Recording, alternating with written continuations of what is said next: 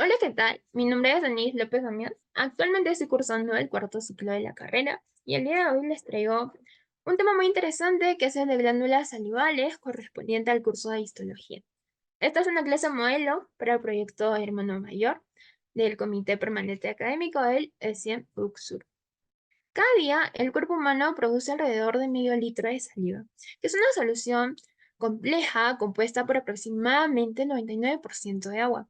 También posee proteínas, glucoproteínas, iones, inmunoglobulina A, entre otras sustancias esenciales. Es así que mientras estamos hablando, mientras degustamos alguno de nuestros platos favoritos, nuestras glándulas salivales están desarrollando una ardua labor que es la de producir saliva para así poder mantener nuestra boca lúbrica y poder facilitar la digestión.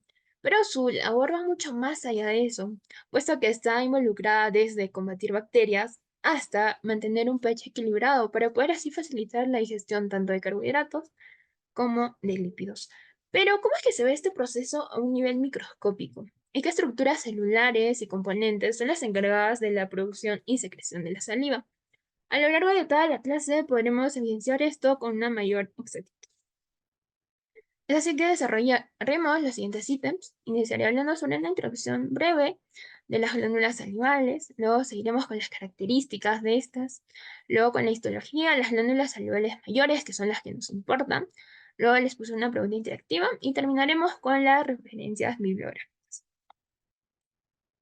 Entonces sabemos que las glándulas salivales por anatomía, las más importantes son las parótidas, las submandibular y las sublinguales. Estas se encuentran en pares a ambos lados de la cara, pero desde un punto de vista histológico, estas son una serie de nómeros glandulares que se van a encontrar organizados en lobulillos y en lóbulos.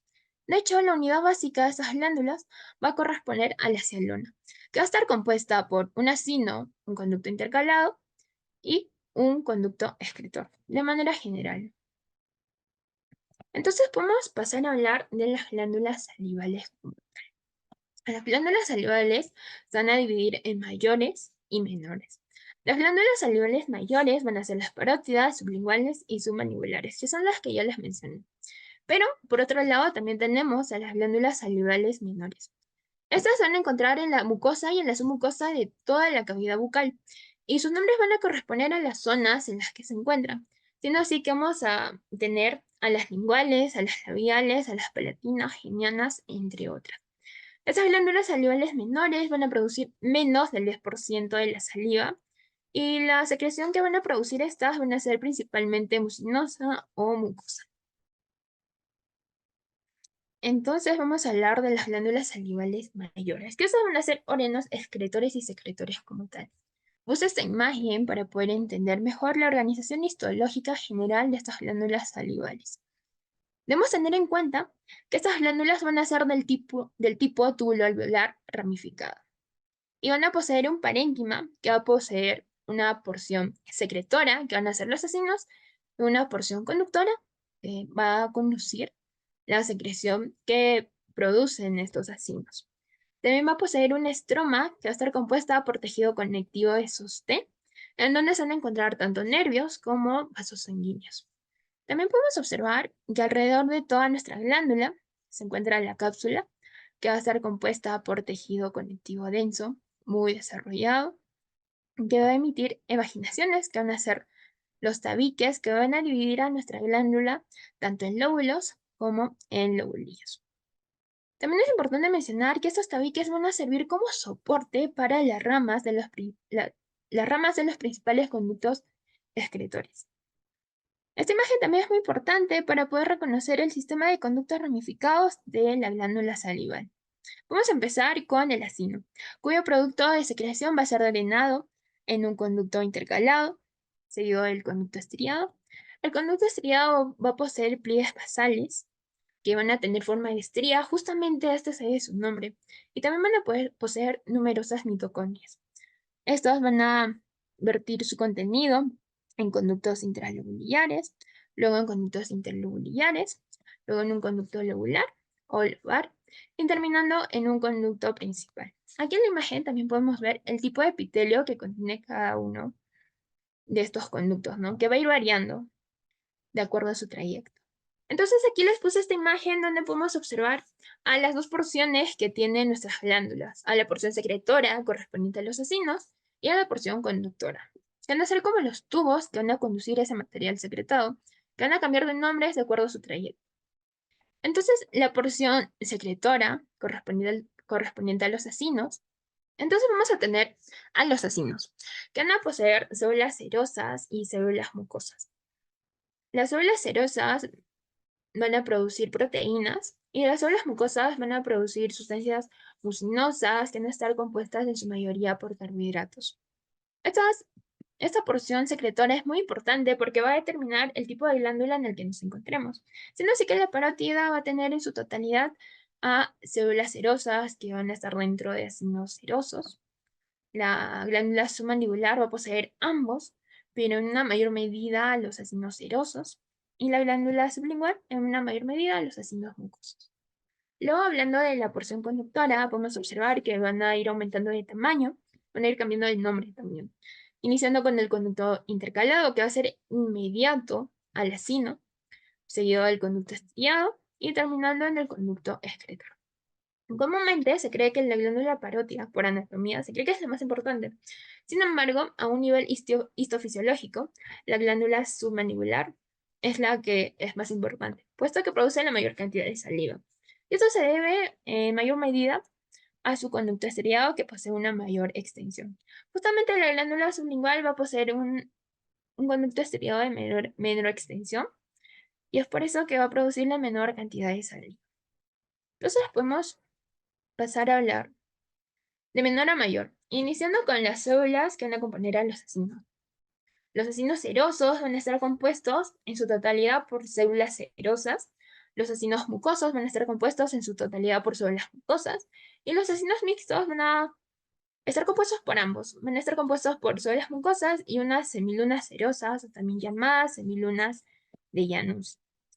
Las células serosas van a secretar proteínas y van a tener un red y un aparato de Golgi muy desarrollado. También van a poseer abundantes mitocondrias y van a tener forma de pirámide trunca con un núcleo esférico que va a ser ligeramente basal o parabasal, y vamos a ver uniones estrechas a lo largo de las uniones laterales de sus membranas. Estas van a producir tialina, lactoferrina, lisozima, peroxidasa, entre otras proteínas muy importantes. Luego, pasando a hablar de las células mucosas, podemos observar que en formas van a aparecer a las células serosas, ¿vale? Pero estas van a tener núcleos basales y aplanados. Van a tener pocas mitocondrias, un RER poco desarrollado, un Golgi muy desarrollado, y en su región apical podemos evidenciar que van a poseer abundantes gránulos secretorios. Los acinos mixtos, como ya les mencioné, en ellos podemos observar a la semiluna serosa o semiluna de Januzzi. También es muy importante mencionar a las células mioepiteliales, puesto que estas células van a facilitar la liberación de las secreciones a la luz de los conductos. Estas van a tener núcleo y van a tener pocas organelas. También van a presentar prolongaciones largas que van a envolver a los acinos secretores y a los conductos intercalares. Y van a funcionar a un modo de exprimidor para facilitar la secreción de las sustancias de estos acinos. Entonces, si entendemos esto, podemos pasar a hablar de cada una de las glándulas, iniciando con la glándula parótida. La glándula parótida va a ser la más grande de todas las glándulas, poseyendo un peso aproximado de 30 gramos. Son pares, situadas a ambos lados de la cara, entre la rama de la mandíbula y la apófisis estiloides del hueso temporal. Van a poseer una cápsula de un tejido conectivo denso, bien desarrollado, que va a formar numerosos tabiques y van a subdividir a la glándula en lóbulos y lobulillos. También esta glándula va a poseer adipocitos. Es muy importante mencionar que no debemos confundir estos adipocitos con acinos mucosos, puesto que en esta glándula solo vamos a encontrar acinos serosos. Van a producir aproximadamente 25 a 35% de toda nuestra saliva. Esta saliva va a ser rica en amilasa salival y rica en inmunoglobulina A. Van a producir alrededor del 25 a 35% de la saliva, que va a ser muy rica en amilasa salival y en inmunoglobulina A, que va a inactivar los antígenos que se puedan encontrar en la cavidad bucal. En esta imagen histológica podemos observar que todos los acinos se encuentran teñidos Podemos observar la forma de las células que componen estos acinos, a las células acinares cerosas, con forma de pirámide trunca, con los núcleos esféricos, casi basales o parabasales. Entonces, esta sería la distribución de la glándula parótida. Luego podemos pasar a la glándula submandibular. La glándula submandibular va a ser lo más importante, como les mencioné, va a producir alrededor del 60 al 70% de toda la saliva, va a pesar de 12 a 15 gramos, y el 90% de la saliva que produce va a ser serosa. El resto va a ser una saliva mucosa. Podemos observar en ella ácidos serosos, algunos ácidos mucosos y también ácidos mixtos, como podemos observar en el recuadro de la izquierda. Podemos observar a un ácido mixto donde se evidencia la semiluna serosa, la semiluna de Januzzi. También podemos observar que en esta glándula vamos a encontrar abundantes conductos estriados que van a ser mucho más grandes que en la glándula parótida o en la glándula sublingual. Estos ácidos van a predominar y los conductos intercalares van a ser relativamente cortos y muy frecuentes. Aquí a la derecha podemos observar un conducto intercalado. En ella podemos observar que a un nivel basal se encuentran las estrías, donde se van a encontrar numerosas mitocondrias. Entonces podemos pasar a la glándula sublingual. La glándula sublingual va a ser la más pequeña de las tres. También va a producir una saliva mixta. Va a presentar ácidos mucosos con semilunas cerosas, pero en ellas van a predominar las células mucosas y van a elaborar aproximadamente el 5 de toda nuestra saliva. Va a poseer también conductos intercalares y conductos estriados, pero estos van a ser poco desarrollados y se van a encontrar con menor frecuencia. Vamos a observar aquí en la imagen de la izquierda, en el zoom que se hizo, a un ácido mixto, donde se evidencia a la semiluna serosa o semiluna de Janus. Entonces, estas serían las tres glándulas salivales mayores, que son las que nos importan, que son las que nos van a venir en los pasitos, en los exámenes. Entonces les puse esta actividad para que repasemos lo que les expliqué durante la clase. La primera pregunta nos dice que identifiquemos a la glándula que se muestra en la imagen. Entonces podemos observar en la imagen a muchos acinos que están en su mayoría teñidos. Entonces, nos podemos ir acercando a la respuesta, ¿no? Podría ser la parótida o podría ser la submandibular o submaxilar.